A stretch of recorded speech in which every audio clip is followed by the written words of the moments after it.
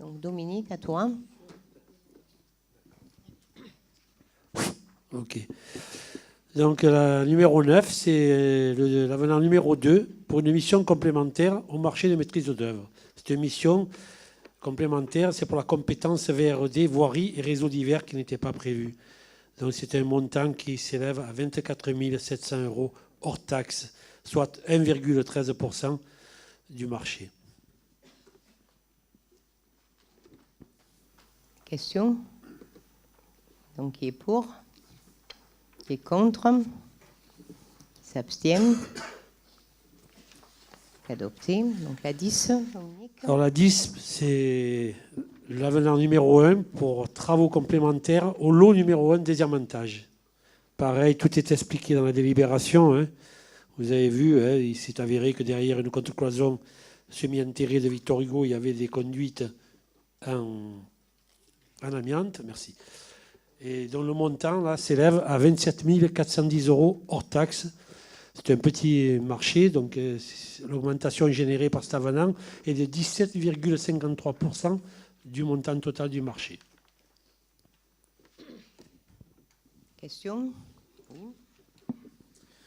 Madame le maire, pour être précis, donc il est bien inscrit dans la délibération. Cependant, lors de l'établissement du diagnostic amiante avant travaux, plusieurs zones n'ont pu être visitées ou sondées. Le groupe scolaire élémentaire de la Gavotte était en effet occupé. Alors dans le désamiantage, bien sûr, il y a la contre-cloison semi-enterrée du bâtiment Victor Hugo, mais il y a aussi la paillasse de l'escalier béton extérieur reliant la cour du haut de l'école Gavotte à la cour du bas. Donc déjà, ne pas pouvoir avoir pu visiter le lieu, le groupe scolaire élémentaire étant en effet occupé. Bon, les mercredis et les samedis, de mémoire, il me semble que l'établissement n'est pas occupé, mais encore une fois, c'est des informations que nous ne pouvons pas vérifier, puisque c'est un avenant de marché de travaux et que vous n'avez pas fait en sorte que nous puissions avoir accès à ces informations.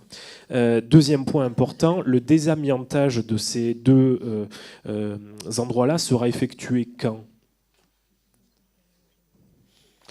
Ces travaux-là, là, ils vont être effectués dès que c'est passé au conseil municipal là maintenant. Ah, parce que nous avons rencontré le maître d'œuvre avant-hier, il nous a dit que tout était déjà désamianté, voilà. Ce qui est confirmé sur le site gavotte.lespennes, puisque les travaux sont terminés, ça a été confirmé par le maître d'œuvre, Madame le maire. Donc les travaux sont déjà effectués, Madame le maire. Et alors ? Donc nous votons une délibération ce soir alors que les travaux sont déjà effectués. Vous la votez pas. Si vous voulez qu'on arrête les travaux toutes les 5 minutes, on peut faire ça, mais moi je ne suis pas partisane de ça. Non, c'est pas ça. C'est juste que je dis que dans les commissions d'appel d'offres, vous ne souhaitez pas que nous y soyons présents. Nous n'avons pas accès au...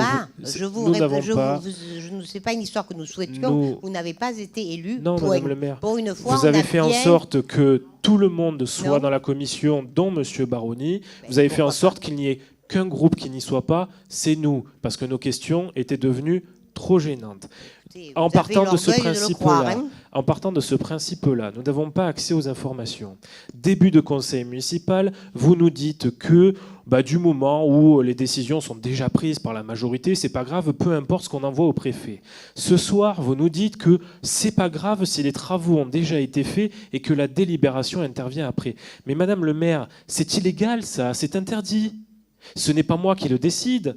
Prenez n'importe quel code général des collectivités, il est illégal de mettre en œuvre des travaux avant que ce soit signé en conseil municipal. Enfin, mais vraiment, en fait, vous mettez en place la loi que vous souhaitez. C'est quand même...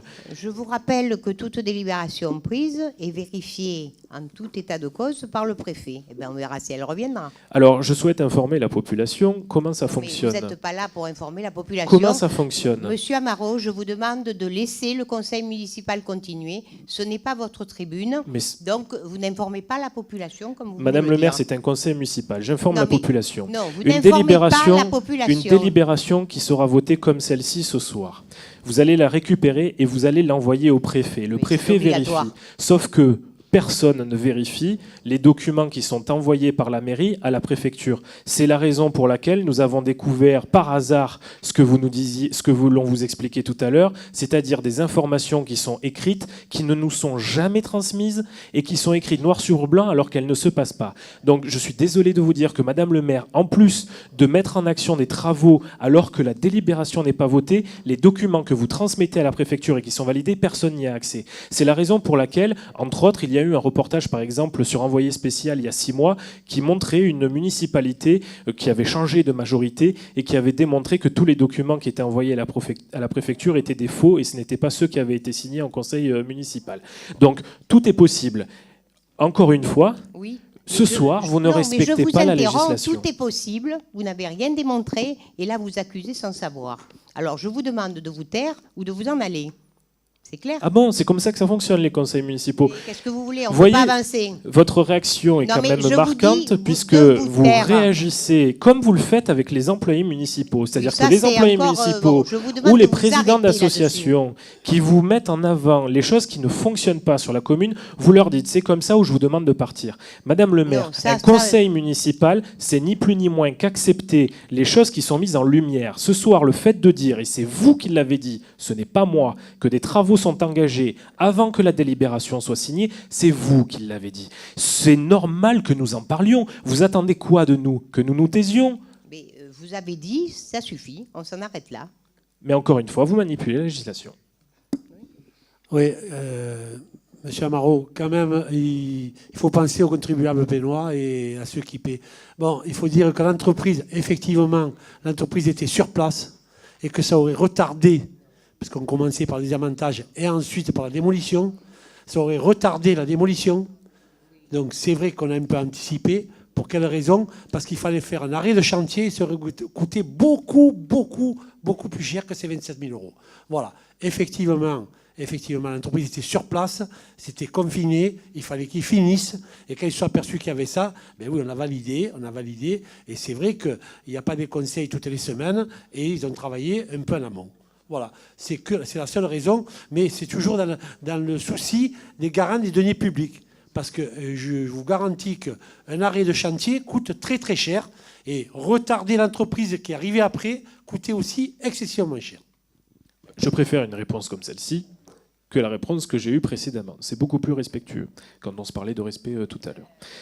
Du coup, par rapport à cette réponse, qu'est-ce qui fait que l'entreprise... Je vous pose les questions parce qu'encore une fois, on n'a pas accès aux commissions d'appel d'offres. Donc toutes les questions qu'on vous pose là ce soir, c'est parce qu'on ne peut pas vous les poser à part là. Qu'est-ce qui fait que l'entreprise n'a pas eu accès à l'école alors que l'école est pourtant fermée les mercredis et les samedis? On a demandé aux responsables de chantier comment se passe une vérification d'amiante dans l'établissement scolaire. C'est très simple.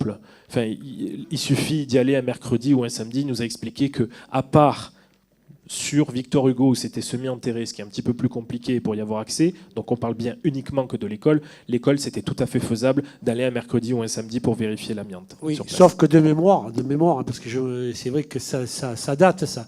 De mémoire, les deux, par rapport à l'avenant, les deux endroits qu'on souligne sur la délib, c'est Victor Hugo.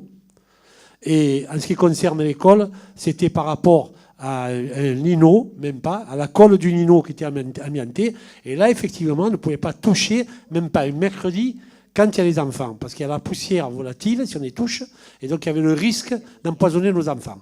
Voilà, de mémoire, l'endroit qu'on n'a pas pu rentrer à l'école de la Gavotte, ça a été ça. Les deux endroits qu'on parle des conduites amiantées et tout, c'est sur Victor Hugo, sous l'escalier aussi. Merci pour les explications. Qui est pour? Qui est contre? Qui s'abstient? Adopté.